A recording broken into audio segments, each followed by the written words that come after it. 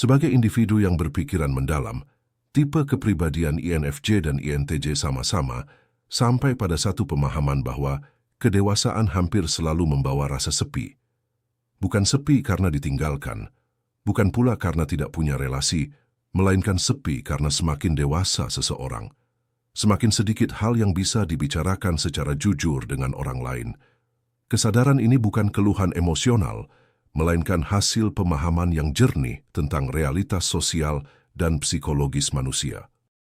Kedewasaan membuat seseorang berhenti berbicara demi validasi, berhenti menjelaskan demi pengakuan, dan berhenti berbagi demi penerimaan.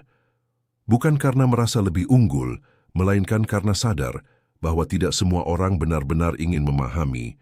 Sebagian besar hanya ingin merasa benar atau nyaman.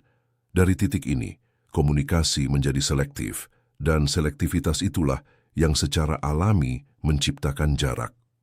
Mereka juga menyadari bahwa kedewasaan berarti melihat manusia apa adanya, bukan sebagaimana seharusnya. Ketika seseorang sudah memahami pola perilaku manusia, motif tersembunyi, dan cara orang melindungi egonya, maka banyak interaksi kehilangan daya tariknya.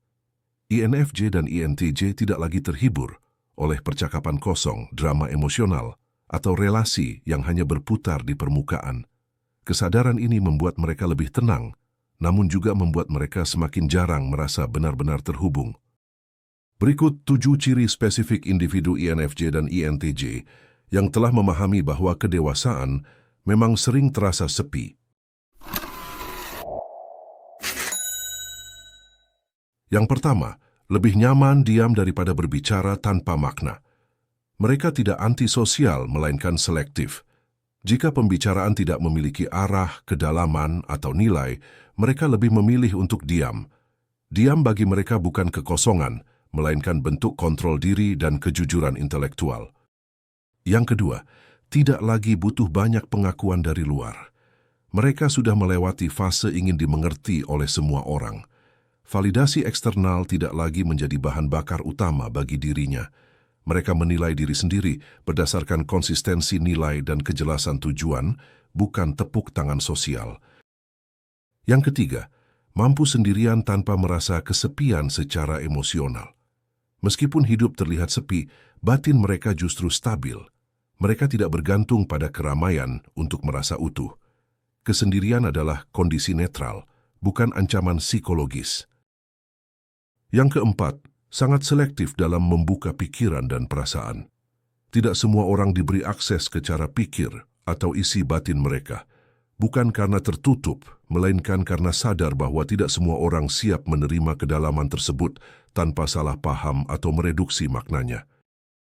Yang kelima, melihat banyak pola yang diabaikan orang lain. Mereka cepat menangkap arah, kecenderungan, dan dampak jangka panjang dari sesuatu. Karena banyak orang belum sampai pada kesadaran itu, mereka sering memilih diam daripada menjelaskan panjang lebar tanpa hasil. Yang keenam, tidak tertarik pada drama dan konflik emosional yang berulang. Mereka memahami bahwa sebagian konflik itu biasanya hanya siklus ego yang tidak produktif. Kedewasaan membuat mereka menarik diri. Itu bukan karena mereka lemah, melainkan karena mereka sadar energi mentalnya jauh lebih berharga. Dan yang ketujuh, menerima kesepian sebagai harga dari kejernihan berpikir. Mereka tidak lagi melawan rasa sepi atau mencoba mengisinya secara paksa. Kesepian dipahaminya sebagai konsekuensi logis dari hidup dengan kesadaran, ketenangan, dan integritas pribadi. Keseluruhan ciri ini menunjukkan bahwa INFJ dan INTJ bukan individu yang kekurangan hubungan, melainkan individu yang tidak mau hidup dalam hubungan yang dangkal. Mereka memilih kualitas daripada kuantitas, meski sadar pilihan itu sering membawa kesunyian. Bagi INFJ, kedewasaan terasa sepi karena mereka memahami emosi orang lain dengan sangat dalam, namun jarang mendapatkan pemahaman yang setara. Mereka bisa mengerti perasaan banyak orang tanpa harus diberi penjelasan panjang, tetapi mereka tahu bahwa kemampuan ini tidak umum. Akibatnya, mereka berhenti berharap untuk dipahami secara utuh. Mereka tidak menuntut empati dari luar, karena sudah menerima bahwa tidak semua orang mampu melihat sedalam itu. Sementara itu, Bagi INTJ, kedewasaan terasa sepi karena mereka terbiasa berpikir jauh ke depan dan melihat konsekuensi yang belum disadari orang lain. Mereka menyadari bahwa sebagian besar orang lebih nyaman dengan hal yang instan, sederhana, dan tidak menuntut refleksi mendalam. Ketika INTJ menyadari perbedaan ini, mereka memilih diam bukan karena tidak peduli, melainkan karena berbicara seringkali tidak menghasilkan pemahaman, hanya perdebatan atau penolakan. Kedua tipe kepribadian ini juga memahami bahwa kedewasaan berarti berdamai dengan ketidaksamaan. Mereka tidak lagi berusaha mengubah orang lain agar sejalan dengan cara berpikirnya. Mereka menerima bahwa perbedaan tingkat kesadaran, kedalaman berpikir, dan kesiapan mental adalah hal yang wajar. Namun penerimaan ini tidak menghapus rasa sepi karena menerima realitas bukan berarti realitas itu menjadi hangat atau ramah. Kedewasaan bagi mereka adalah kemampuan untuk berdiri secara mental tanpa bergantung pada keramaian sosial. Mereka memahami bahwa kebahagiaan tidak selalu datang dari banyaknya interaksi, melainkan dari kejelasan arah hidup dan konsistensi nilai pribadi. Tetapi pemahaman ini juga membuat mereka sadar bahwa jalan ini tidak ramai dilalui. Banyak orang memilih distraksi daripada refleksi, dan INFJ serta INTJ tidak lagi bisa berpura-pura ikut larut di dalamnya. Pada akhirnya, INFJ dan INTJ memahami bahwa rasa sepi bukan tanda kegagalan sosial, melainkan konsekuensi dari kejernihan batin. Kedewasaan membuat mereka lebih jujur pada diri sendiri, lebih tenang dalam mengambil keputusan, dan lebih sedikit bergantung pada persetujuan orang lain. Sepi hadir bukan sebagai luka, melainkan sebagai ruang. Ruang untuk berpikir, memahami, dan hidup dengan kesadaran penuh.